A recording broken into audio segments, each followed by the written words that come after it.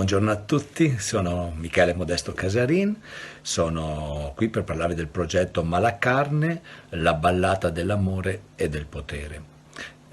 Prima due parole su di me. Io sono il regista dello spettacolo, sono docente di commedia dell'arte presso l'Accademia Teatrale Carlo Goldoni di Padova e Venezia e presso l'Accademia da Ponte di Vittorio Veneto, nonché consulente scientifico dell'Università di Bucarest, UNATC, Università Teatro e Cinema. Bene, parliamo del progetto invece Malacarne, che è quello che ci sta più a cuore. Il progetto Malacarne nasce dalla coproduzione fra una giovanissima compagnia friulana, il Brat Teatro, e una compagnia invece più solida, storicamente parlando, perché fa 26 anni quest'anno, la compagnia Pantachin, che è una compagnia appunto di commedia dell'arte e circoteatro veneziana, in collaborazione chiaramente con la regione Friuli. Il progetto Malacarne nasce da un testo del 1622 di un notaio di Latisana, un certo Marcantonio Gattinoni, e lui scrive questo testo che si chiama appunto Travagli d'amore. All'interno di questo testo c'è questo personaggio, un contadino friulano, che si chiama appunto Malacarne. Ecco, noi abbiamo voluto fare questo tipo di operazione, prendere il personaggio di Malacarne da questo testo Travagli d'amore appunto e dargli così più importanza, diciamo così, creare, insomma, diciamoci chiaramente, creare la nuova maschera di commedia dell'arte del teatro friulano. E quindi per questo personaggio di Malacarne si crea ex novo una maschera di cuoio, gli si crea un testo, appunto la ballata dell'amore e del potere, di cui lui è protagonista, ed ecco che nel 2021 nasce la nuova maschera della commedia dell'arte, appunto Malacarne, che è un servo, uno Zanni, diciamo così.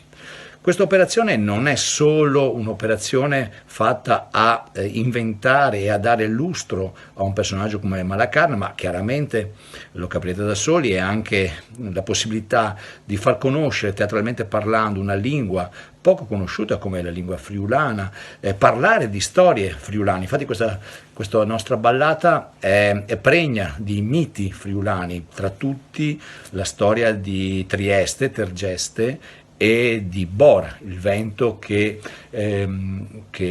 attraversa la città. Quindi diciamo che ci stiamo avventurando verso un lavoro mitico e tragicomico, se vogliamo così.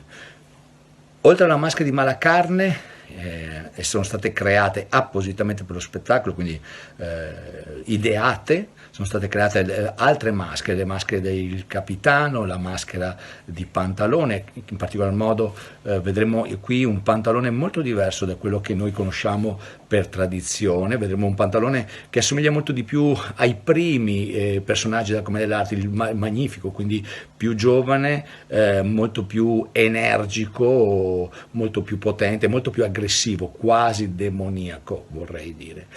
In questo spettacolo, che è uno spettacolo non solo per il Friuli, infatti l'obiettivo è di portarlo comunque anche fuori dai confini, questo spettacolo è uno spettacolo che è pregno di storia e di mito. La storia e il mito non appartiene solo a una regione, ma appartiene alla nostra cultura. È uno spettacolo dove si possono gustare linguaggi diversi, come appunto il friulano, come il veneziano, il lombardo, l'italiano, e un pseudo Gramlò turchesco. Sono tutti ingredienti che si trovano in tutti gli spettacoli di commedia dell'arte. Noi abbiamo voluto rispettare questo, oltre appunto alla differenza di linguaggi. Possiamo vedere gli attori che sono dal vivo, cantano, fanno pantomima, acrobazie, quindi ingredienti estremamente spettacolari per rendere questo spettacolo fruibile e godibile a tutti. Uno spettacolo che nei nostri obiettivi è quello che possa anche superare non solo i confini italiani ma anche i confini esteri. Infatti il linguaggio della maschera è un linguaggio europeo, un linguaggio che supera qualsiasi barriera ed è molto molto amato, e anche per questo questo progetto nasce anche in collaborazione con due realtà di Bucarest, due compagnie professionali di Bucarest.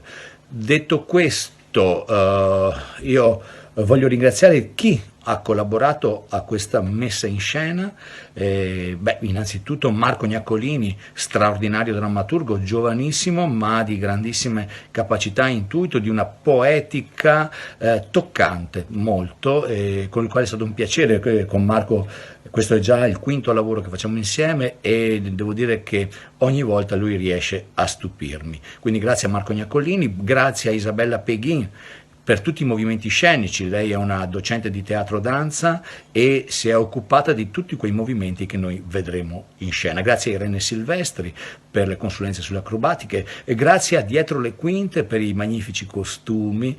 Insomma, grazie a tutti. Sono sicuro che sto dimenticando qualcuno, ma cosa volete? Un po' di emozione c'è anche per me, perché veramente non vedo l'ora di vedere in scena quest'opera che ci è costata tantissimo lavoro, tantissima sofferenza, che è stata rinviata continuamente per i fatti del Covid, come voi sapete, ma adesso ci siamo. Io vi aspetto tantissimi, numerosi, caldi, siamo lì, siamo tutti per voi. Viva il teatro, viva la commedia, viva Malacarne. Ciao ciao ciao.